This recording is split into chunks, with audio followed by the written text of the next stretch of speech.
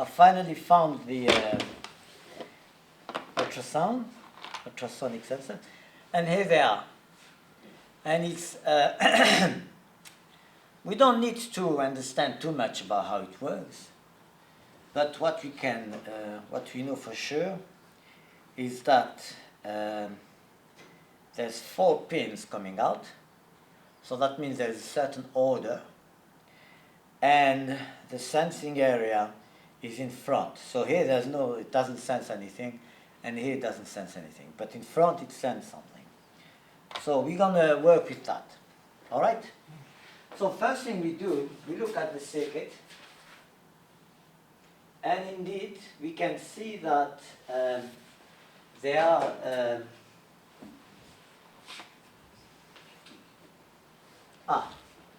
so we can see first that there is a problem, which is very often the kind of problem we're going to find. Is that here we have 4 pins, and here we have 3 pins. So we have a problem. So we need to find the example that makes sense. So how we do that? Very simple. So we do a search on, so it's H, because I'm not giving the references, HCSR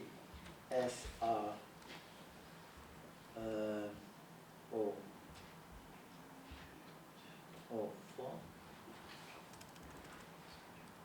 Yeah, and then Arduino.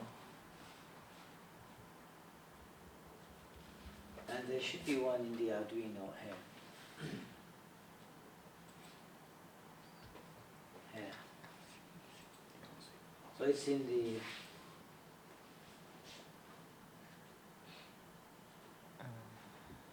what did they make a video? Here. So we have here the circuit, and we have here the code. So it's safe. So we can use this ultrasound instead of ultrasound sensor than using another one. Okay. So we have the circuit, which essentially we know that we have.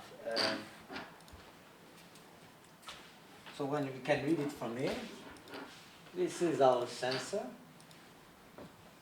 We have 1, 2, 3, 4. First one is VCC. Second one is trig, which is trigger. Third one is echo. And fourth one is ground. Yeah? Looking at the circuit, we can see that we have our Arduino board. Yeah? And we have, as always, VCC is 5 volts.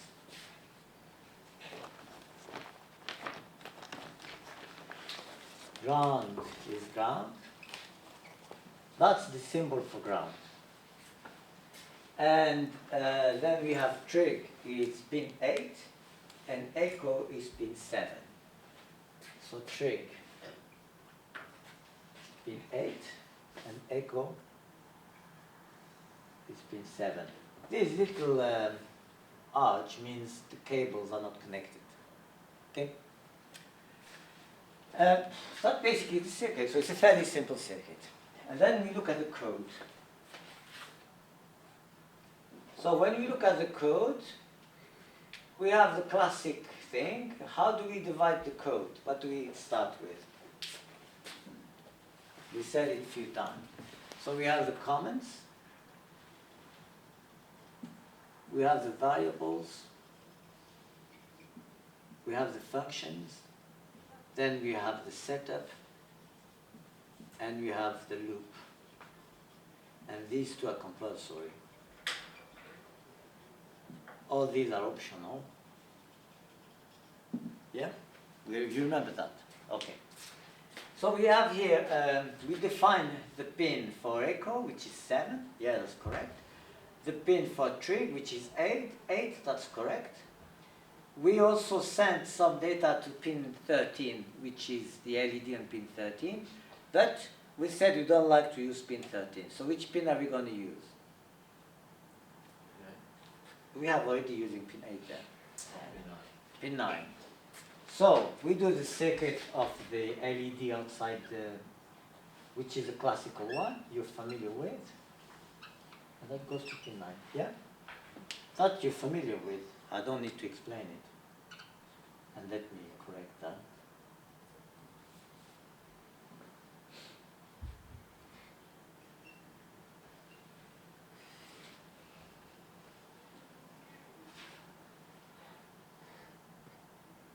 Yeah? So that's the way it should look like. So far so good.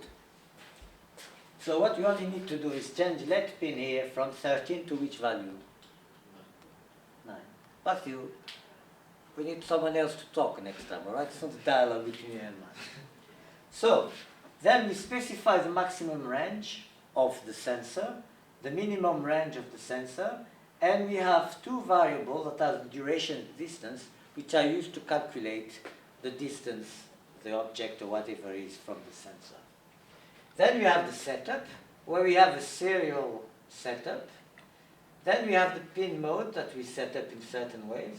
So we set up the trigger pin as an output, the echo pin as an input, and the LED pin as an output. Only thing we're not familiar with is the serial begin here. That is the communication across the USB port, and here we set it at 9,600 baud, which is 9,600 characters per second. It's character or bits per second, which I'll find out another thing. Okay, then you have the loop. We have the first. We determine the distance of the distance the object is from the sensor. Then we calculate the distance, which is the duration of the ping times divided by converted by 58.2. Essentially, we send the ping and then we stop. We send and then we stop. And at the same time we listen. So when we send and we stop, we listen for when it stops and how many millisecond difference there is. The less there is, the closer the object is, because the sound bounces faster, and then further away the object is, the more it takes for the sound to bounce. And then you calculate the distance, and then you say what the distance is, and you display it on you send it via the serial port, and we can then watch it on the monitor. So we're going to do like last time. We've got the circuit, we've got the program, now it's a matter of putting it together. Okay? So we're going to do now the demonstration. Could you please turn off the recording? All right,